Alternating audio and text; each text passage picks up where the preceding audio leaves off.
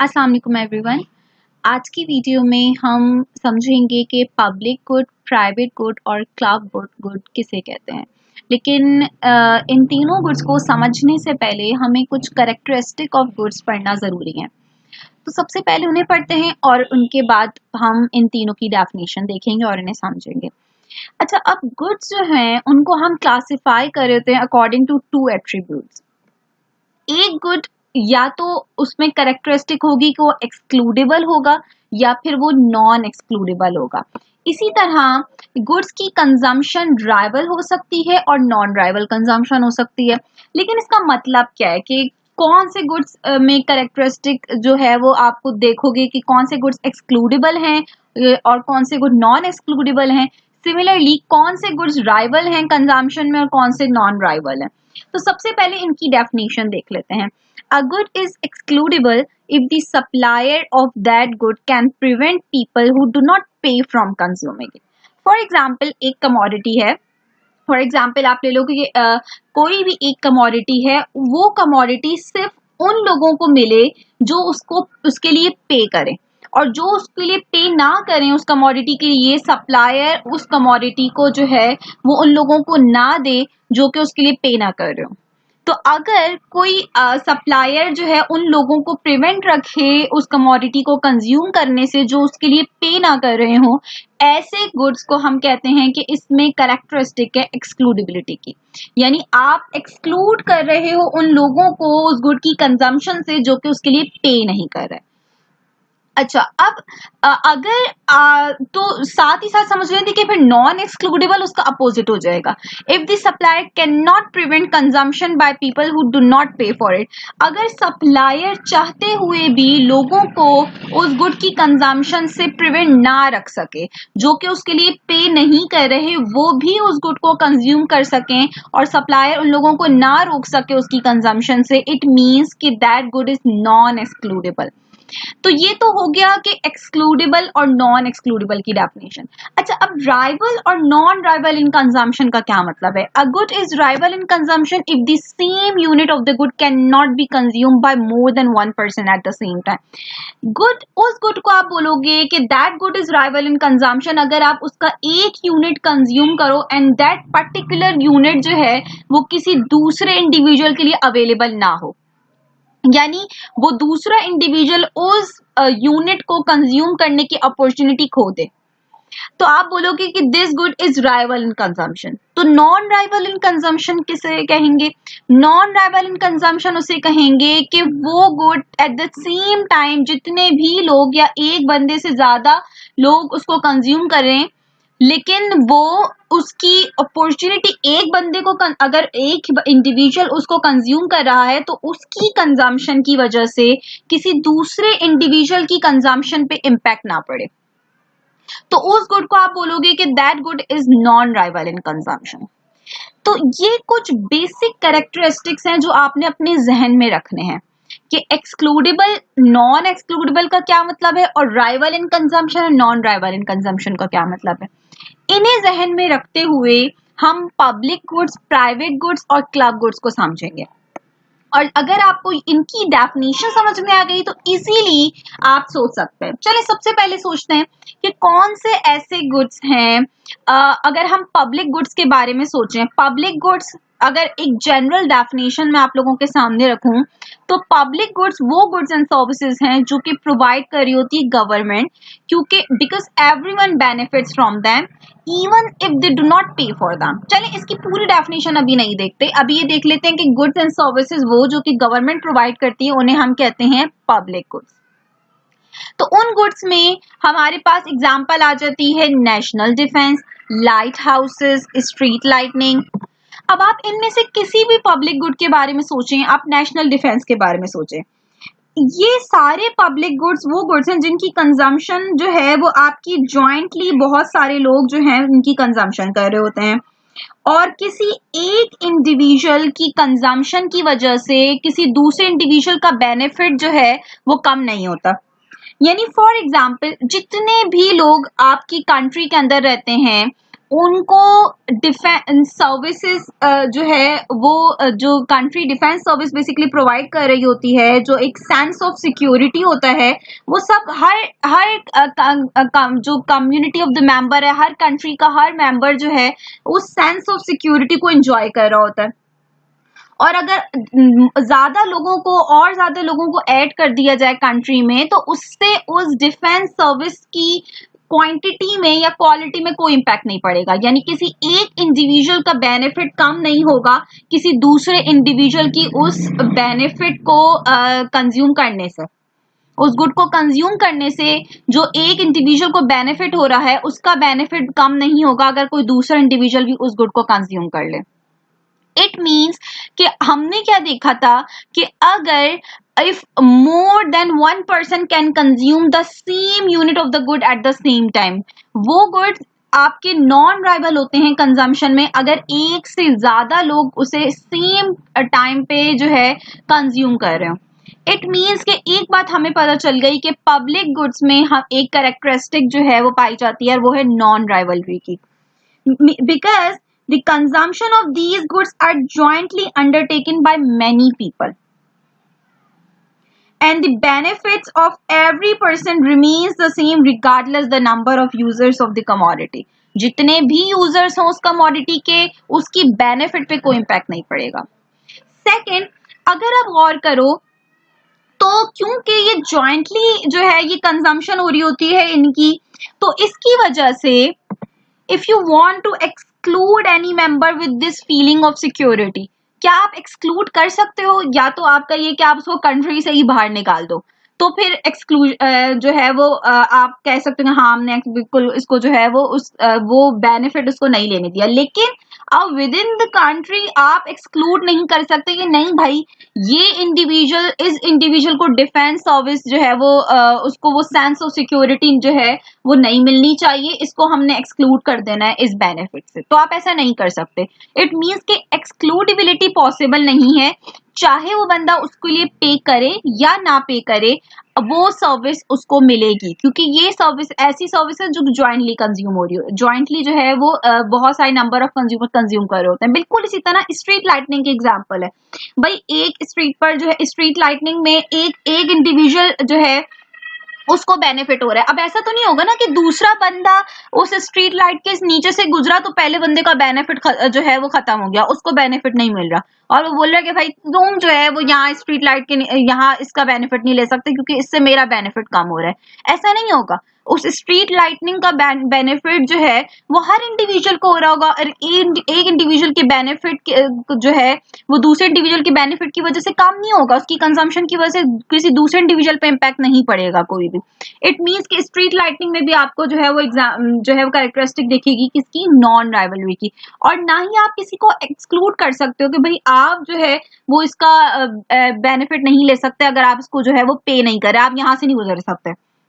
यहाँ पे street light लगी हुई है और इसके लिए आपने पे नहीं किया तो आप यहाँ से नहीं गुजर सकते, तो इट इज नॉट पॉसिबल। तो आपकी जितनी भी पब्लिक गुड्स की एग्जांपल हैं, चाहे वो नेशनल डिफेंस हो, स्ट्रीट लाइटनिंग हो या लाइट हाउसेज हो, which provide direction to the ships and every ship gain benefit from it and exclusion of any ship from this lighthouse is not possible। तो it means कि ये सारे public goods जो आपके होते हैं इनमें कैरेक्टरिस्टिक पाई जाती है आपकी नॉन राइवलरी की और नॉन एक्सक्लूडिबिलिटी की। इन कैरेक्टरिस्टिक की वजह से यहाँ एक प्रॉब्लम क्रिएट होता है और वो प्रॉब्लम आप उसको कहते हो free rider problem.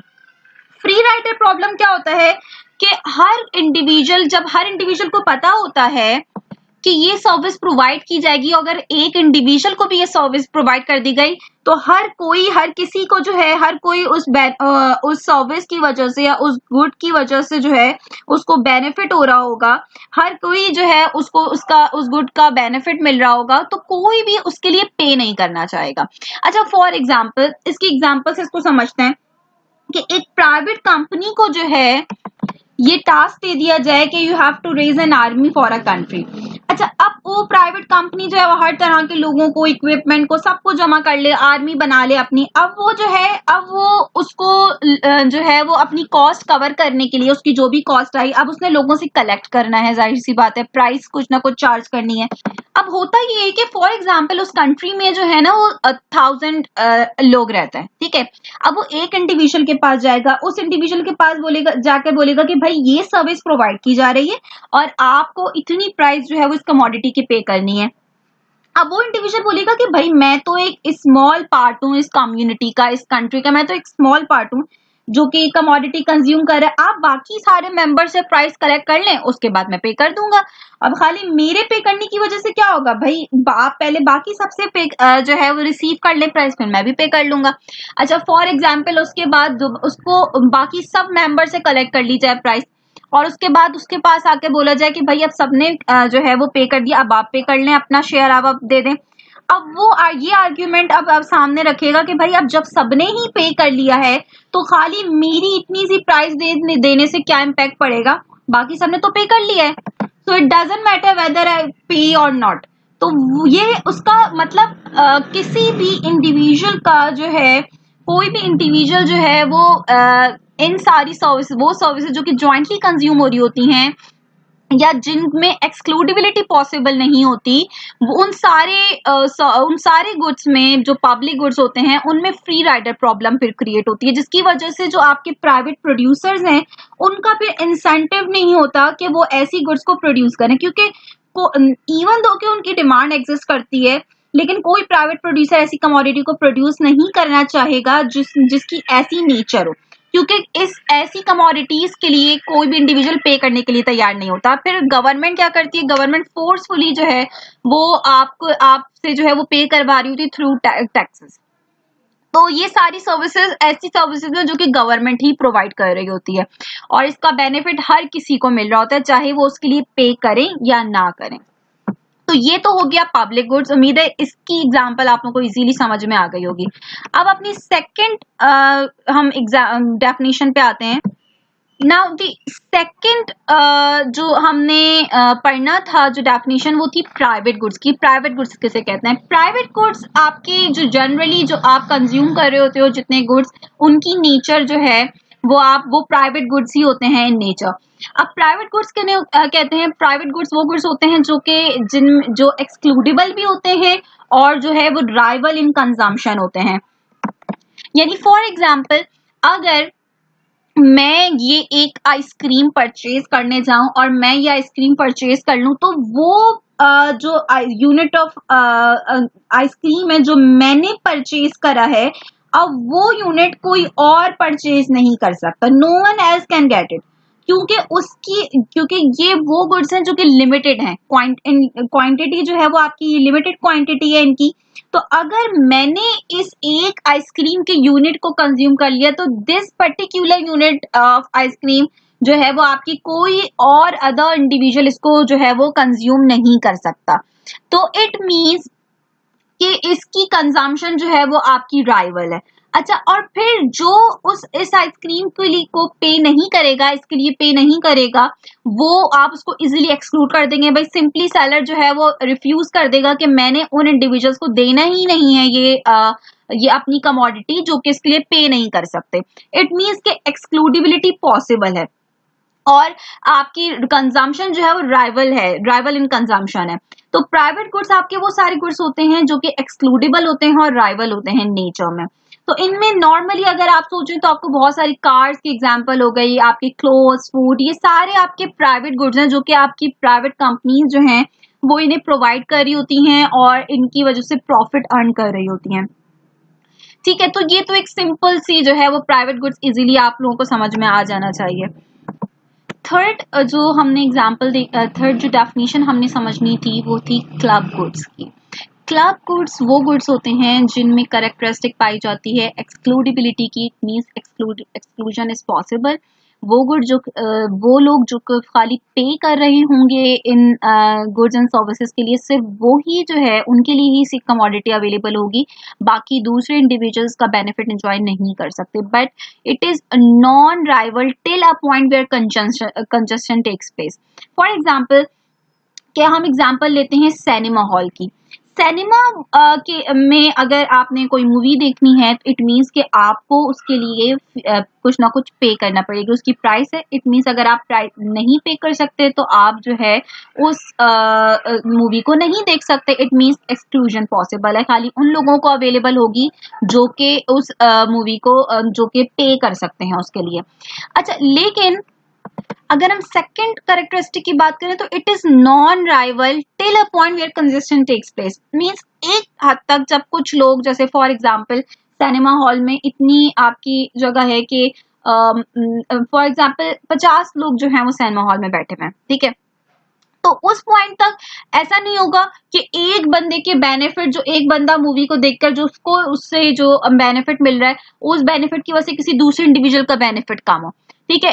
At the same time जो है सब लोग जो है वो उसको एंजॉय कर रहे होंगे। लेकिन अगर बहुत ज्यादा लोग उस सिनेमा हॉल में जो है वो भर दिए जाएंगे तो उससे क्या होगा कि हो सकता है एक इंडिविजुअल को जो है वो मतलब कंजेशन जो है वो आपकी जब भी स्टार्ट हो जाती है ऐसे गुड्स में, तो फिर उसके बाद हो सकता है कि एक इंडिविजुअल को दूसरे इंडिविजुअल से जो है वो मसला हो रहा हो कि भाई ये जो है इसकी वजह से मैं सही प्रॉपर एंजॉय नहीं कर पा रहा हूँ, ये दूसरे अदर प्रॉब्लम्स जो है वो स्टार्ट हो जाएंगे। इसी तरह एग्जांपल आप इनकी ले सकते हो, आपकी स्विमिंग पूल एक एग्जांपल है कि एक हद तक जो है वो लोग जो है वो ये नॉन राइवल होते हैं जब तक कुछ बहुत ज्यादा लोग ना जो जमा हो जाए। लेकिन अगर बहुत ज्यादा लोग स्विमिंग पूल में जो है वो आपके आ जाएंगे तो उसकी वजह से क्या होगा, उसकी वजह से फिर कंजेस्शन जो है वो स्टार्ट हो जाएगी और फिर हर इंडिविजुअल चाहेगा कि कुछ इंडिविजुअल्स को इसमें से जो है वो आप निकाल दें।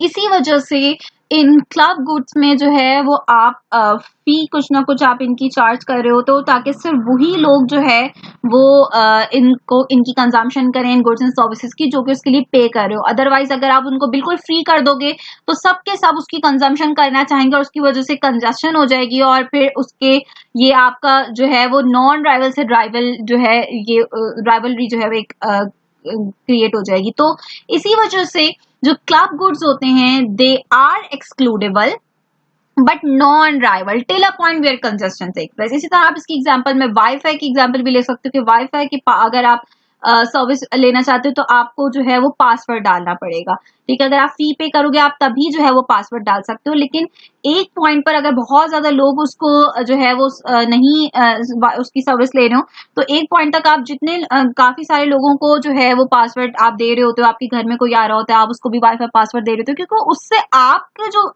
जो आपको बेनिफिट मिल रहा है, जो आप सर्विस ले रहे हो वाईफाई की, उससे आपकी सर्विस पे कोई इम्पैक्ट नहीं पड़ता। लेकिन अगर अक्सर ऐसा होता है कि एक पॉइंट पे अगर आपने एक ही जगह पे अगर आपने 10-12 लोगों को या एक लिमिट है जितना आपकी, अब आपने वाईफाई का कौन से पैकेज लिया हुआ है इस पे डिपेंड करता है। लेकिन एक पॉइंट पे ये होता है कि अगर आपने बहुत सारे लोगों को जो है वो पासवर्ड दे दिया तो फिर आपको फील होना स्टार्ट होता है कि आपका जो वाईफाई है वो स्लो हो गया है, तो आपका बेनिफिट फिर आहिस्ता आहिस्ता क्या होना स्टार्ट हो जाता है, कम होना स्टार्ट हो जाता है। तो till a point where congestion take place it is non rival. लेकिन फिर एक पॉइंट के बाद जो है वो ये राइवल जो है वो इसकी नेचर जो है वो चेंज हो जाती है, उसकी कैरेक्टरिस्टिक चेंज हो जाती है।